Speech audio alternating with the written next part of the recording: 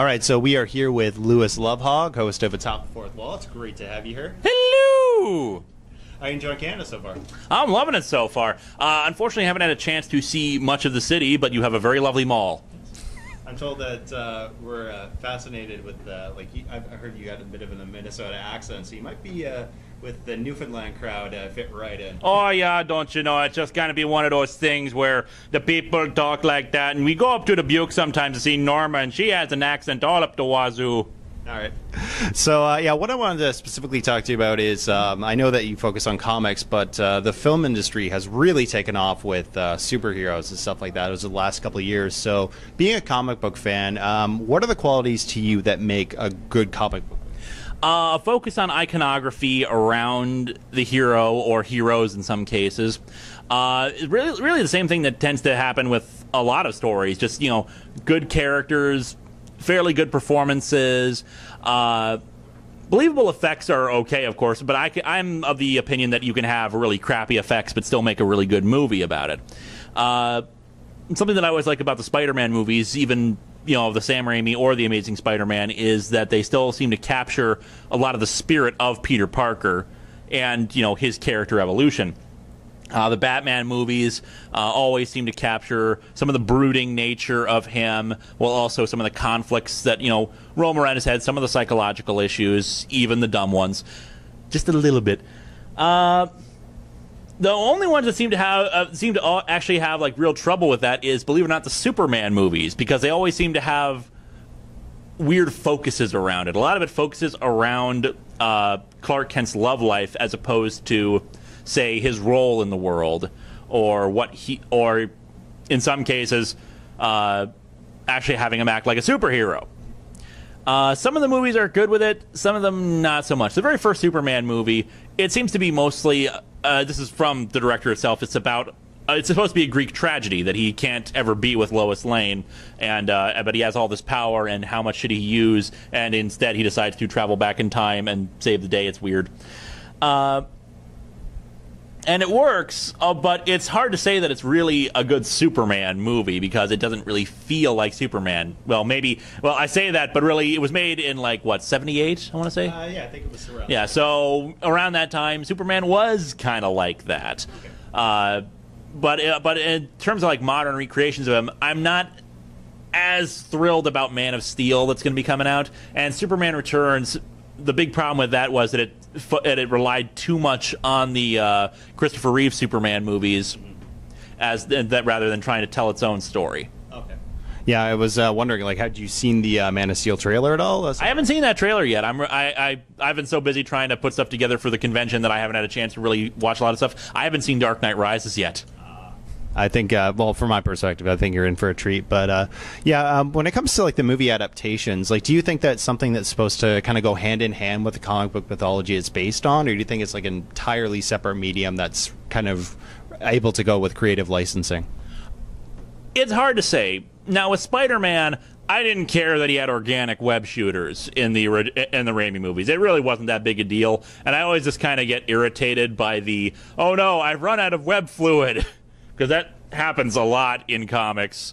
It just gets irritating after a while that, dude, just, find a way to expand the capacity or something. This keeps happening to you. But really, I hate stuff if they change the origin story around.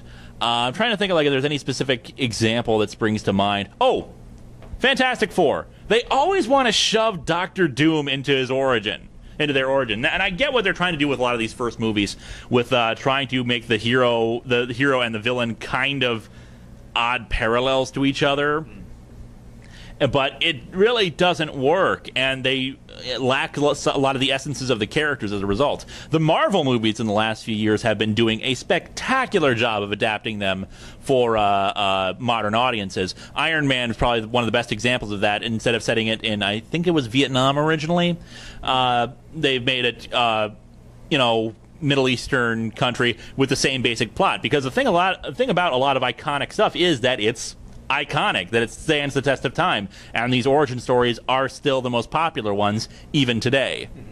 Now I've noticed there's a very fine, rich history that you follow like a lot of the time when you're doing comics, even if it's something that like with your show that people are coming with a lot of the history. You bring a lot of exposition to catch them up with. So when you get to finding out that a movie is going to be adapted into Hollywood feature film, do you ever think, this is so big, there's so much backstory and stuff like that Hollywood's just going to dumb it down, or? Depends. There was part of the problem with Green Lantern. I liked the Green Lantern movie. It wasn't great, but it could have been a hell of a lot worse. And because Jeff Johns was one of the creative consultants and writers on the movie, he decided to shove in Parallax into the movie. Parallax in the comics is a giant yellow fear bug that was basically made up as an excuse to try to turn Hal Jordan good again because had been turned evil and killed a whole bunch of people. But in the movie, they were building up this big threat and establishing him as part of the Green Lantern mythos, and it just doesn't work as well. I don't know exactly how I would have changed it because the way that the story is interwoven. Maybe make Hector Hammond the main villain, because actually Hector Hammond in that movie was really well done. I liked it a lot. I wish we had a little bit more expansion and setup for his character, but otherwise it worked for the most part. Yeah, it was actually when I was doing my research before the film, because I had known a lot about the hype, I was told that it was supposed to be like Legion or somebody instead of Parallax. But yeah, that's probably one of the best examples. Trying to inject something modern into the original origin of it, and it doesn't mesh well. You got to set up stuff first before we can jump into something like Parallax. Yeah. So I know that you also talk a lot about like the artwork and the visuals, especially when it comes to like graphic novels and stuff like that. And with a lot of these modern movie telling, like visuals is important, especially in as a visual medium. Oh, yeah. So you ever see like Hollywood making the costume or visuals and stuff like that and think, man, that looks stupid on this guy? I kind of say that with Captain America. See, here's the thing: the 1990 Captain America movie sucked. It was a terrible movie, but the costume looked right on him. It was actually a really damn good costume. Maybe I would make it more of a chainmail kind of thing instead of just straight up rubber, but it looked good. I was totally sold on the look for that. And actually, I liked the Captain America, and although I love Captain America: The First Avenger, it's probably the best of all of the Marvel movies aside from Avengers in the lead up to it. But I liked the World War II era costume he had right in the beginning, where he just had the helmet and the military gear around him. That really worked for him. It looked like a good look. It was a really good look. The other two appearances, it doesn't quite work as well. It didn't bother me to the point where I couldn't enjoy the movie, but I didn't like it as much as just the World War II era helmet and all that, and military gear around him. That seemed to work a little bit more just for that, period and whatnot. Yeah, I've noticed when I was listening to the director commentary and stuff like that, they talk a lot about the function over the fashion and stuff, which I noticed in your Power Ranger movies you talk a lot when it comes to the uniform and how it's styled and stuff. With the Power Rangers uniforms, the thing with that is it all depends on the origins of the characters. Now, if the Power Rangers are a military organization, I prefer the look of them to be more aesthetic, more focused around on the function of it. The SPD uniforms have a lot of function to them, especially when they go into SWAT mode and you see a lot of equipment attached to them.